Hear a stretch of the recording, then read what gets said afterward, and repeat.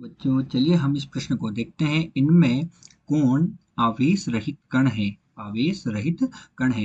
ए विकल्प है अल्फा कण, बी है बीटा कण, सी है फोटोन कण और डी है फोटोन। तो चलिए बच्चों सर्वप्रथम हम इस प्रश्न की मुख्य अवधारणा पर चर्चा करते हैं। तो यहाँ हम लिखने जा रहे हैं मुख्य अवधारणा। क्या लिख रहे हैं? मुख्य अवधारणा। तो बच्चों इस प्रश्न की जो मुख्य अवधारणा है, उस मुख्य अवधारणा में हम देखते हैं कि हमारे पास क्या है।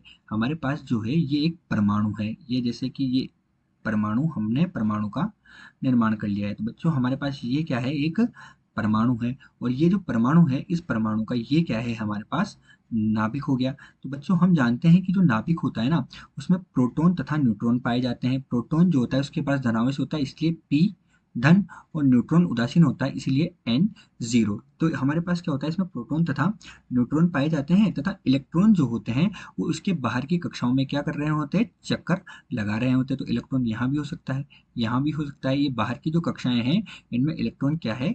चक्कर लगा रहे होते हैं।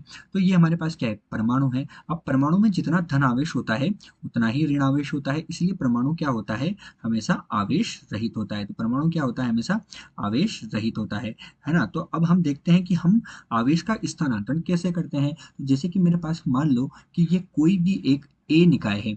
अब इस ए निकाय को मैं क्या कर रहा हूँ? इस ए निकाय को मैं ए निकाय में से इलेक्ट्रॉन को बाहर निकाल रहा हूँ। तो जब मैं इलेक्ट्रॉन को बाहर निकालता हूँ तो ये धनावेशित हो जाता है। और ये बी निकाय है, और इस बी निकाय में जब मैं क्या कर रहा हूँ? इलेक्ट्रॉन को ग्रहण करवाता हूँ। इलेक्ट्रॉन को ग्रहण करवाया मैंने, तो ये क्या हो जाता है? ऋणावेशित हो जाता है। तो इस प्रकार आवेश का स्थानांतरण होता है, और यही परमाणु होता है, और परमाणु आवेश रहित होता है। तो यही इस प्रश्न की मुख्य अवधारणा है। अब मुख्य अवधारणा के आधार पर हम क्या करेंगे बच्चों? प्रश्न को हल करेंगे। तो हम प्रश्न का हल देख रहे हैं, और प्रश्न के हल में हमसे सबसे पहले प्रश्न में पूछा कौन आवेश रहित है। तो सबसे पहले हम क्या कर रहे हैं? हल में अल्फा कण की बात कर रहे हैं। सबसे पहले किसकी बात करेंगे? हम अल्फा कण की बात करेंगे। तो अल्फा कण की बात करेंगे, और अल्फा कण कैसा होता है? ये ऐसा अल्फा कण होता है जो क्या होता है? हमारे पास हीलियम का नाभिक होता है। तो अल्फा कण क्या होता है?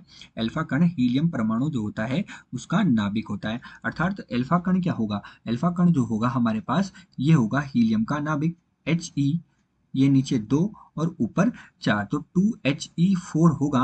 अतः जो अल्फा कण है उस पर +2, यानी कि अल्फा कण पर धन 2 आवेश होता है। अतः ये तो आवेश रहित नहीं है। अब आगे हम देखते हैं कि हमारे पास है बीटा कण। तो बीटा कण जो होता है, तो बीटा कण भी हमारे पास जो होता है वो 2 तरह के होते हैं। एक होता है बीटा धन, और दूसरा हमारे पास क्या होता है? बीटा ऋण। अतः इन पर भी आवेश होता है। तीसरा हम देखते हैं फोटोन कण। तीसरा हमने क्या देखा? फोटोन कण। तो फोटोन क्या होते हैं? जो फोटोन होते हैं ना, वो ऊर्जा के बंडल होते हैं। फोटोन क्या होते हैं? एक फोटोन की बात करें तो फोटोन जो होता है ऊर्जा का पैकेट या ऊर्जा का बंडल होता है। तो एक फोटोन जो है, या कोई सा भी फोटोन हो, ऊर्जा के क्या होते हैं? बंडल होते हैं, जो कण तथा तरंग दोनों रूप में काम करते हैं। कण भी हो सकते हैं और तरंग भी हो सकते हैं। और जो फोटोन होते हैं ये ऊर्जा का बंडल होता है, इसीलिए ये क्या होता है? आवेश रहित होता है। आवेश रहित होता है। और जो प्रोटॉन होता है जिसकी हम नाभिक में पाया जाता है, वो तो धनावेशित होता है। तो प्रोटॉन कैसा होता है? प्रोटॉन जो होता है वो तो धनावेश होता है। तो बच्चों हमने क्या देखा कि जो फोटोन है वो आवेश रहित कण है। तो दिए गए इस प्रश्न में जो फोटोन है, यानी कि जो डी विकल्प है फोटोन, वो आवेश रहित कण है। अतः डी विकल्प सही है। आशा करते हैं आपको प्रश्न समझ आया होगा। धन्यवाद।